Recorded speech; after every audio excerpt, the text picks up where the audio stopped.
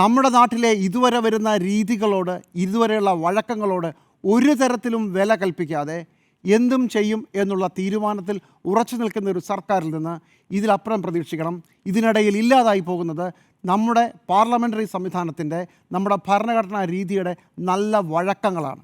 ആ വഴക്കങ്ങളാണ് ഇല്ലാതായി പോകുന്നത്. ജഗദീപ് ധൻഖർ ഒരു പക്ഷേ ഈയിടയ്ക്ക് ഒരാൾ ട്വിറ്ററിൽ പറഞ്ഞാണ്, ജഗദീപ് ധൻഖർ ഇത് അർഹിക്കുന്നു. കാരണം പശ്ചിമ ബംഗാളിൽ പോയി ഉണ്ടാക്കിയ കുഴപ്പങ്ങൾ ചില്ലറയൊന്നുമല്ല. പാർലമെൻറ്റിൽ പ്രതിപക്ഷത്തിനെതിരെ നടത്തിയ വിമർശനങ്ങൾ, പ്രതിപക്ഷത്തിനെതിരെ നടത്തിയ നിശിതമായ നടപടികൾ എല്ലാം ജഗദീപ് ധൻഖർ ചെയ്തതാണ്. ഒരു കോടാലി കൈ പോലെ BJPക്ക് വേണ്ടി പ്രവർത്തിച്ച ആളാണ് ജഗദീപ് ധൻഖർ. അയാൾക്കെതിരെ മറ്റൊരു കോടാലി പ്രവർത്തിച്ചു. വിധിയാണ്.